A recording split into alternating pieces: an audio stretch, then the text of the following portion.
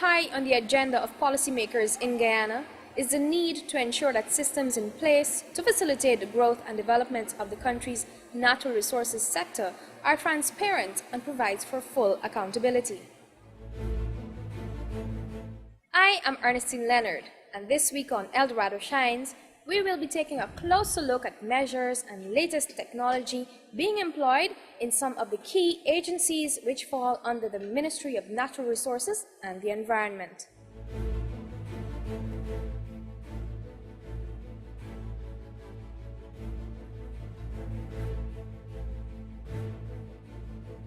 Did you know that gold is found in every continent and it can be mined on all of them except Antarctica?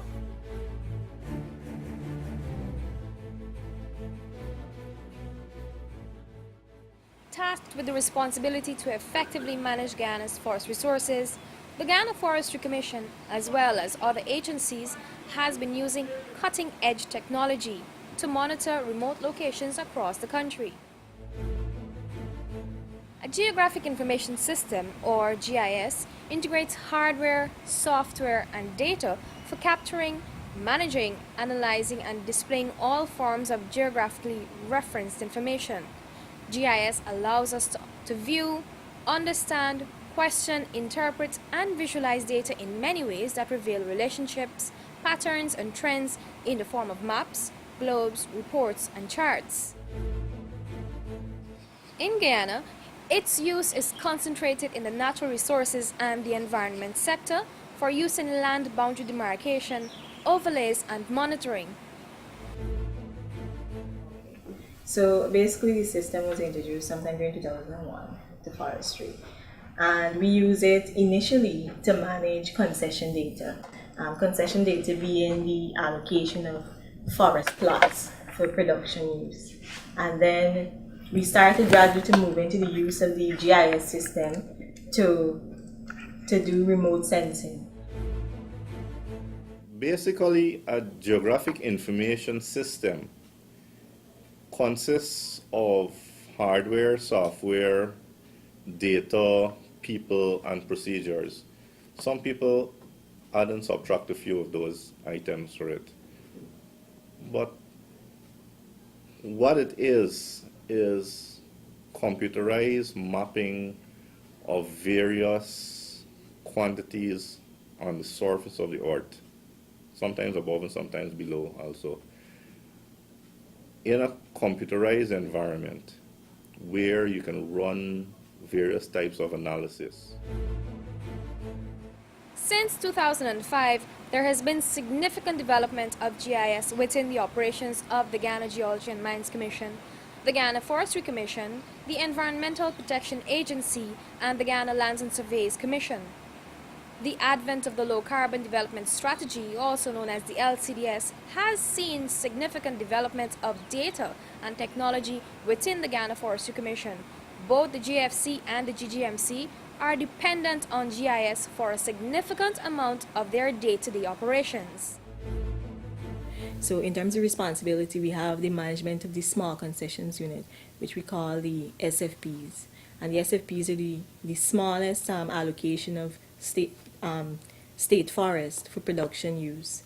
And persons would come in and they would, if someone needs a new area, we would help them to identify that area. We'll create the boundary, we'll describe it and produce maps for them to go and actually check these areas. And those are the areas that are placed on we have a vacant area period. So those are the areas that are placed on the vacant area list during specific periods of the year. And this is where we interact with stakeholders at this small state, at this SFP level. Also, persons would come in if they have boundary issues and they can't just go on the ground. We would produce the maps or give them an overview of what exactly is going on, right? So we keep them up to date with the information. Then we have the other aspect of responsibility within the unit. We have the TSAs, which is the timber sale agreements. Those are the largest allocations. And for that system, we produce what we call annual operational plans and forest management plans. So what these plans basically do, it creates a picture of a booklet, because they have to produce it they have to produce it written. Now we take that written information, written documentation, we produce maps, so that persons could be able easily see where they're going and it could aid decision makers. And what the annual operational plan basically does, it has a block system, and it states where exactly you're going to be working, what type of work will be done, and where, right? And over which period. So in terms of interacting with stakeholders, we produce those maps for them. Classrooms, not much discussions you would have on the television, because in our country and its employment in various agencies, it is relatively new, but not novel. It has been around for a number of years, but being used very segmented and in specific areas, not across the board.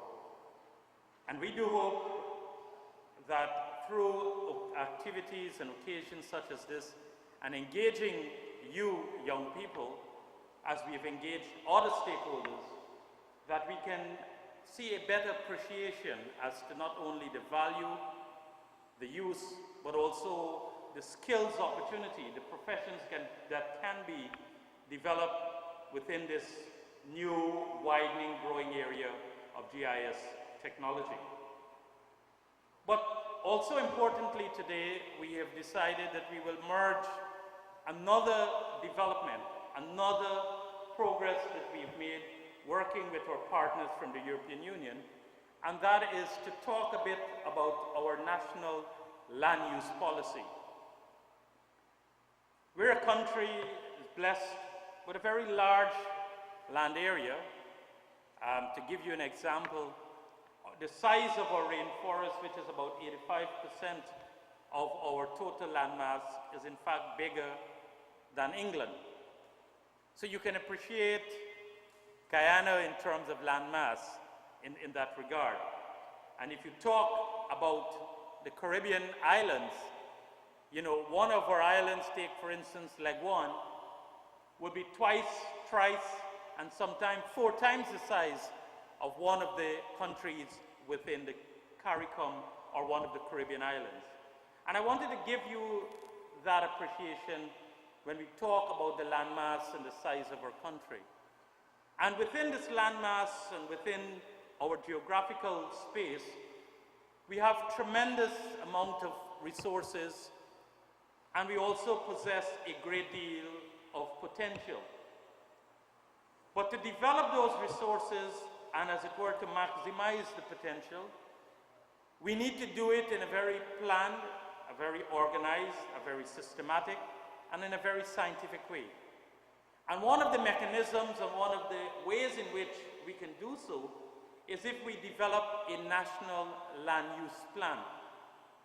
And a national land use plan, simply put, would tell us that in this part of the country, having done an evaluation, whether it's forestry, whether it's agriculture, whether it's mining, whether it's commerce, whatever other activities, they would have determined that the land area is best suited in terms of economics, in terms of its environment, in terms of social issues, in terms of its access for a particular activity.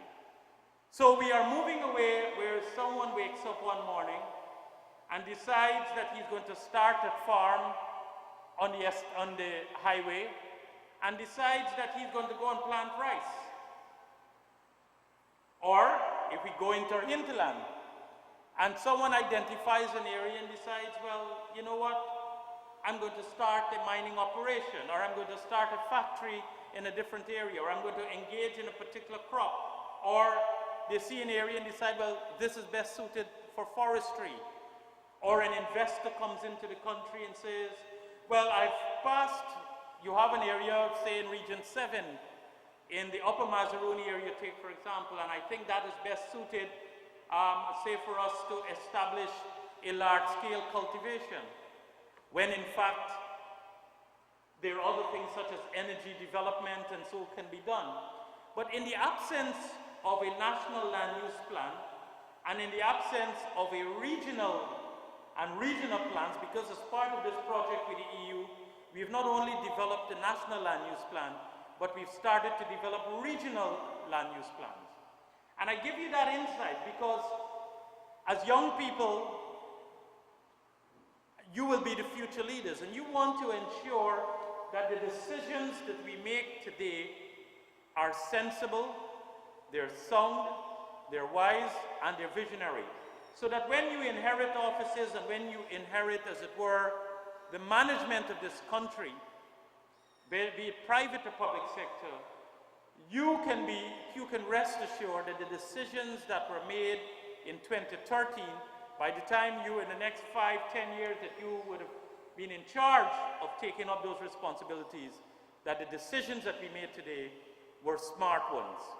And the development of a national land use plan is about allowing us to make smart, sensible, but also to make transparent decisions. Because in our quest to develop our country, we have to put a lot of emphasis on open and transparent governance in the decisions that we make and even the tools that we use to make those decisions. And I want to thank the EU for its support in allowing us, for the first time in our country, to have a national land use plan. And to wake you up, I want you to give the EU a loud round of applause.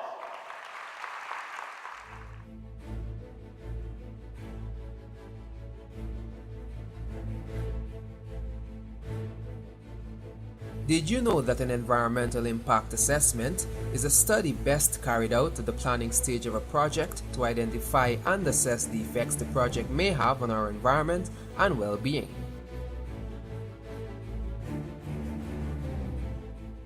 Expertly trained staff collect, interpret, and analyze data collected using GIS, which guides the decision-making process. Basically, this tells what is the function of the unit and why the unit basically exists. So if you look at it, it says the unit was developed to manage the GFC's GIS database, and this is helped to support the whole issue of sustainable forest use in Guyana. And how the FRE really does that, we utilize these tools that you see here, and these are the tools that we actually put into the GIS system, which is, I explained before, is the computer software. And based on the different manipulations that can be done within this software, these are the basic outputs that we put out, or the outputs that we produce. So we have a couple generalized maps here. We have the National Vegetation Map, which gives the forest types or the vegetation types for the entire Guyana. There is the Forest Allocation Map, which shows all the concessioned areas that were given out, and we also include data from the GNSC, which are the marine areas, and the protected areas. We also include these on the map. So when someone comes in and they want to know where exactly is available for production use, we could provide them with a map as such, and they see exactly where is allocated and where is vacant. We also have the administrative map, which shows basically the regions in Guyana. Apart from these maps, we have the specific map. This example shows a concession. This is just a concession area and his neighbors who were allocated areas surrounding him. And the other specific map, this is the forest change, and these different polygons shows what is the difference. This is what it was in 1 year, and in the second year we have the change appearing. So, and apart from these maps, the software also produces reports in the form of tables, as we see up here.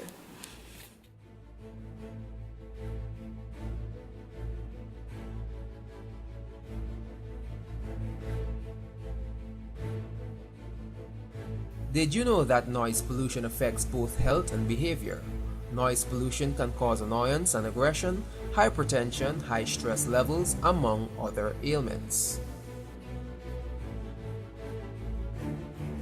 In addition to this computerized system, the GFC has in place a wide range of mechanisms to effectively manage the forest resources.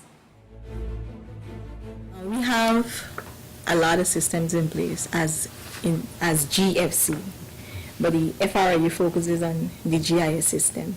But for example, the monitoring division, the field officers themselves are a tool for monitoring and verification. They're the ones that go into the field, do the ground truthing, make sure the stumps are where they say they are, and they report on the legality of the production. Right? So we have the log tracking systems. We have, right now the GFC is moving towards the adaptation of the EU FLEC, which is basically a framework that helps us to account where the logs are coming from. If accountability and transparency are to be fully realized, then it becomes even more important that all the agencies working in the natural resources and the environment sector put into practice the kinds of policies that would ensure this result. Working in unison in order to achieve these common objectives is therefore important. Lands and surveys generally has three main functions. Their primary functions is the administering of public lands and state lands, primarily in relation to the issuing of agricultural leases. The second major function is that Lands and Surveys is the official surveying agency of the government of Guyana. Also, it is the repository for all surveys that are carried out in Guyana. The third function is that we are also the official mapping agency of the government of Guyana. That is, we create the official maps of Guyana. The Guyana Lands and Surveys Commission provides other agencies, such as the Guyana Forestry Commission, with vital information that aid in the effective management of forest resources. Main land allocation agencies in Guyana fall under the Ministry of Natural Resources and Environment, and those would be the Guyana Forestry Commission issuing timber sales agreement and wood cutting leases, that sort of thing.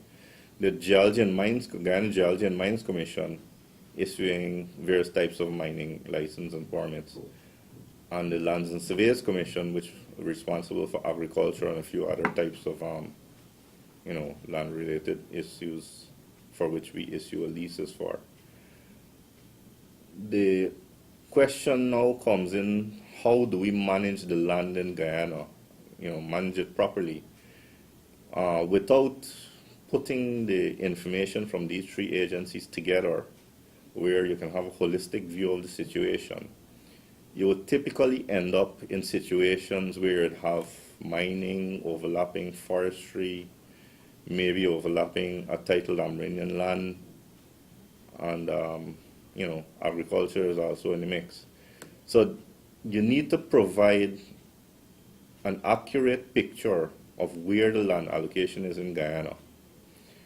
And Lands and Surveys, we're in the process of preparing our lease information. In terms of the mapping, Lands and Surveys provides the standard base maps upon which all other mapping can happen. This ensures a sort of standard in that the information other institutions use to produce their information on is standard. So one institution would not have a different version of the rivers of Guyana from another institution. And when that institution prepares its data with one of their concessions, for example, having a riverine boundary, it doesn't match the data from the other institutions because they're using two different sets of base information. So Lands and Surveys prepares that base information as a standardized base, thereby ensuring some sort of data standard. And that with the agricultural leases, and also we're sort of the de facto data managers for Amerindian lands. Those three pieces of information we contribute towards the centralized system for the Ministry of Natural Resources and Environment, along with the concessions from the Guyana Forestry Commission and the concessions from the Guyana Geology and Mines Commission. The ministry would be able to put these pieces of information together to see where the overlaps and conflicts are, where each activity is located, where the titled Amerindian lands are located. And we have to respect those lands. And also by having these pieces of information on a map, we also see where the available lands are. And we have recently completed a draft of National Land Use Plan, which does this sort of analysis also and make some recommendations on what available lands can be used for.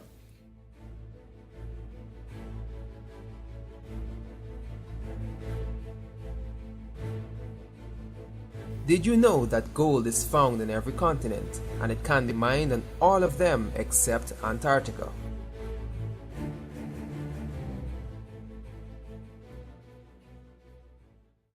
First, let me congratulate, and also on behalf of the mining community, to thank MACORP for establishing a branch here. Because we know how important it is to ensure that people, companies, and those who are involved in the provision of goods and services, it is important that they be within proximity of mining for a number of reasons, rather than persons have to expend lots of money and valuable time in going off to Providence or going off to some other coastal area. And having MACORP here and being able to distribute its Caterpillar line products and services, I think will be of immense value and support to the mining sector in Region 1, but particularly here in the surrounding areas of Port Kaituma. We all recognize that mining is growing, it's expanding, and for communities such as Port Kaituma, you were here 10 years ago or even a little before, you would not have seen, as we can see in Guyana's context, the high-rise buildings that are going up, the amount of commercial activities taking place. The area has also seen persons migrating from the coast coming here. In fact, the person who was bringing us from the airport was telling me that he came all the way from Skeldon and looking for opportunities. And that is a positive development once it is done in a very organized, sustainable way, and also out of respect for indigenous local communities, but also out of respect for our country's natural wealth. And as a government, we've always sought to support hinterland development, but also looking at activities, particularly mining, forestry, and even in some of the other areas where we have their protected areas, to have various forms of economic activities to provide opportunities for hinterland communities, communities away from the coast, so that they too, as it were, can enjoy the benefits of development, and that our country can undergo a level of equal development. Not some areas are growing more than other areas, or some communities are enjoying prosperity and others aren't. And it is part of our outlook in terms of bringing development right across the country. And one of the means that we've recognized in utilizing our natural wealth has been the development of the mining sector. And from time to time, we have been criticized, as a matter of fact, of perhaps being too facilitative of mining. I myself would have received personal criticisms in this regard, that perhaps the government is too open to mining and that we are not paying enough and due attention to the challenges of mining. And I want to address that because, yes, we are committed to mining, and we make absolutely no apology for that, because we believe that if there's a resource that is utilized in a responsible and environmentally friendly way, and we put the necessary controls and regulations, there ought to be no reason, absolutely no reason, why we should frustrate or prevent the development and the utilization of that resource for the wealth and prosperity of our nation.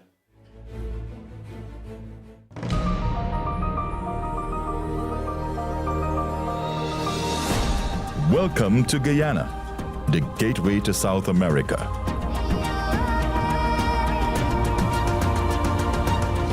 A pristine haven of abundant natural resources.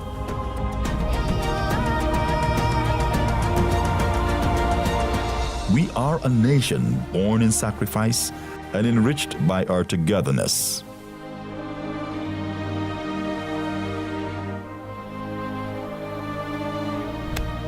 When we play, we celebrate every effort.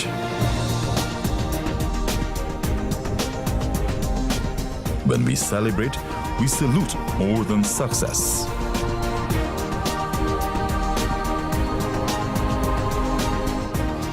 We exude our right to move forward. You may not always notice, but everywhere you are, we are building bridges and linking communities. We are the only authorized Caterpillar dealer in Guyana, and we are driven by the delivery of sustainable integrated solutions to the most important productive sectors of the nation.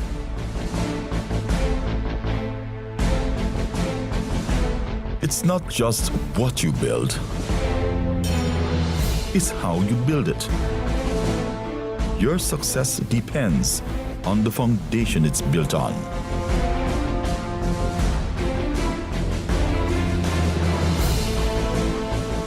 Built on trust.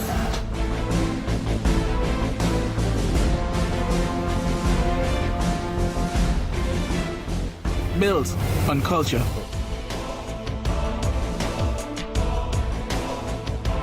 Built on pride.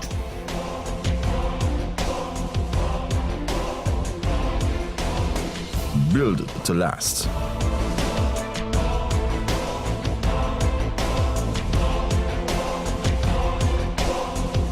We believe that anything worth building should be built just once.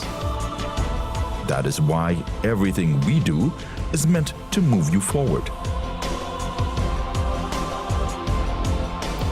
We are driven by your success to be the undisputed leader in every sector of business we enter into, with a clear sense of permanence in time, which shall be carried out with excellence and due regards to the interest of all stakeholders.